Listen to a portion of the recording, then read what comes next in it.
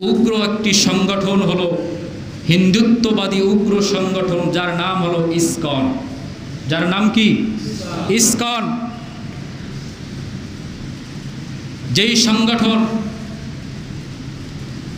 আপনারা গত বছরও 2024 সালে এদের যে কার্যক্রমগুলা, এই দেশের যে কার্যক্রমগুলো, এটা বাংলাদেশের কোনো সংগঠন না।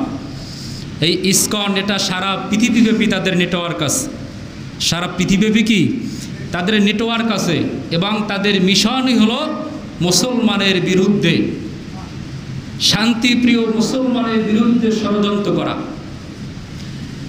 ইসকন শুধুমাত্র মুসলমান যে বিরোধিতা করে এরকম না, বরংস হিন্দুদের অনেক সংগঠন আছে।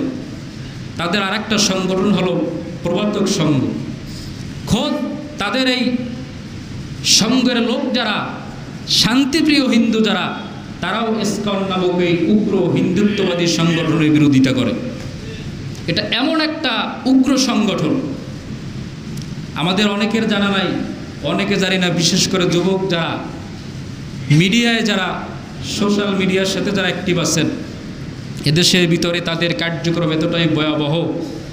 ইউটিউবের ভিতরে সার্চ দিবেন, তাদের যতগুলো কার্যক্রম, তার ভিতরে একটা অশ্লীল, একটা ভয়াবহ মুসলমানদের প্রতি তাদের এক ষড়যন্ত্র, একটা কার্যক্রম হলো মুসলমান মুসলিম নারীদের সাথে এই ইসকনের সদস্য যারা আছে তারা অবৈধ সম্পর্ক করে। আর জোরে করেন নাউজুবিল্লাহ, বলেন না। এই ইসকনের উগ্রবাদী সংগঠন, এর যারা সদস্য আছে, হিন্দু মানেই যে ইসকনের সদস্য এরকম না। বহু হিন্দু আছে যারা নিজেরা ইসকনকে পছন্দ করে না, নিজেরা কি ইসকনকে পছন্দ করেন। আমাদের পার্শ্ববর্তী দেশ ভারতের অবস্থা যদি দেখেন, মুসলমানদের উপরে নির্যাতন হইতেছে। এমন এমন জায়গা আছে মুসলমানরা গরুর গোশত খাইতে পারে না, ভারতে বহু প্রদেশ আছে, দেখেন না আপনারা? গরুর গোশত খাওয়ার অপরাধে মুসলমানদেরকে এখনও নির্যাতন করা হইতেছে, ঠিকভাবে নামাজ পড়তে পারতেছে না, ইবাদত করতে পারতেছে না। তো যারা এই তাদের বিরুদ্ধে যে ষড়যন্ত্র করে, জুলুম করে, এটা হলো উগ্রবাদী ইসকনের সদস্য। তো বাংলাদেশে তাদের যে ভয়ার এক সবল যে আগ্রাসন চলতেছে, এর সমস্ত ডকুমেন্টারি আপনারা মিডিয়ার ভিতরে ভুরি ভুরি খবর এভাবে সেভ আওয়ার সিস্টার নামক একটা চ্যানেল আছে, ইউটিউবে সার্চ করলে পাইবেন, সেভ আওয়ার সিস্টার। এ পর্যন্ত কয়েক শত নয়, কয়েক হাজার মুসলমান নারীদের সাথে তারা সম্পর্ক করছে, কাউকে পাচার করছে, কারোর সাথে সম্পর্ক করছে, কাউকে ধর্মান্তরিত করছে। নাউজুবিল্লাহ, বলেন না। কাউকে কি করছে? ধর্মান্তরিত করছে, মুসলমান ধর্ম থেকে এই ধর্ম পরিত্যাগ করতে বাধ্য করছে। আরো যেটা বলেন না, নাউজুবিল্লাহ। এতটা ভয়াবহ তাদের আগ্রাসন, এই দেশে এতটা ভয়াবহভাবে তারা বিস্তার করতেছে।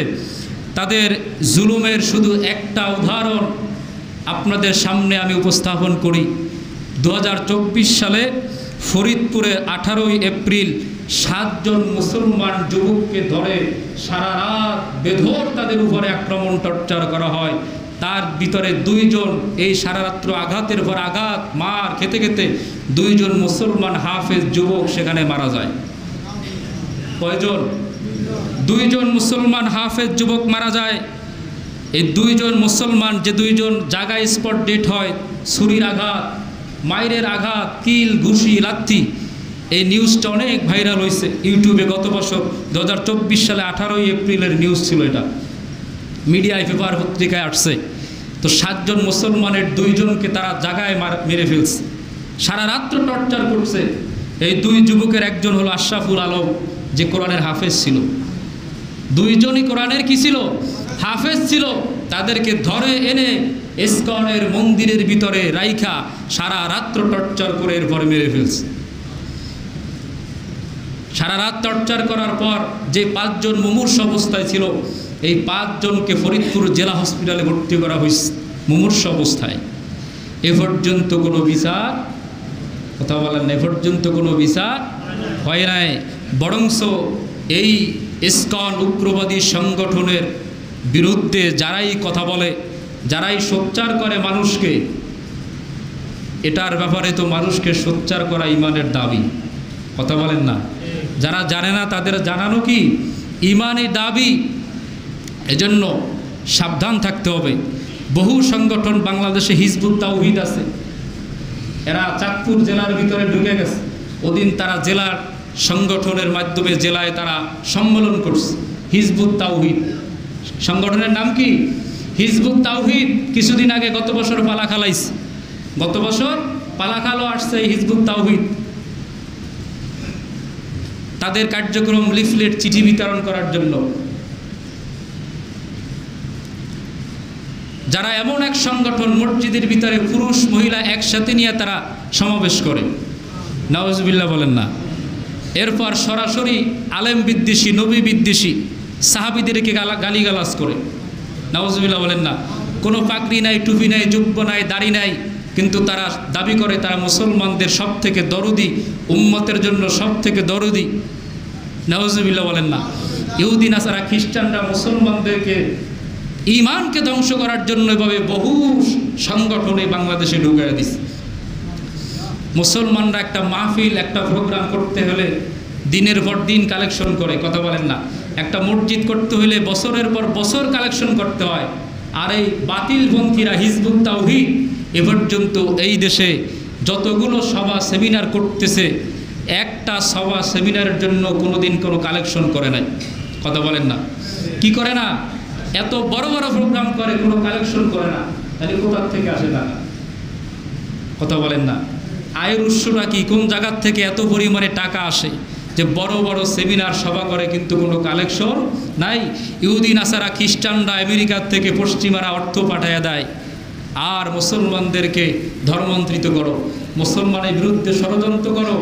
মুসলমানের সংখ্যা কিভাবে দিন দিন কমানো যায়? মুসলমানের সংখ্যা কি কমবে দিন দিন নাকি বাড়তে থাকবে? জোরে বলেন না, কমবে নাকি বাড়তে থাকবে? বাড়তে থাকবে। হকের পক্ষে মুসলমানরা কথা বলছে, কথা বলতে থাকবে, কথা বলেন না। আল্লাহ রব্বুল আলামিন এ সমস্ত বাতিল যত সংগঠন আছে, আল্লাহ এ সমস্ত সংগঠন থেকে আমাদের হেফাজত করুক। জোরে বলেন আমিন। মুসলমানদের চিরশত্রু ইহুদি নাসারা খ্রিস্টান মুশরিক বেঈমানদের থেকে সারা পৃথিবীর সমস্ত মুসলমানদেরকে আল্লাহ হেফাজত করুক। জোরে বলেন আমিন। সম্মানিত মুসল্লিয়ানে কেরাম।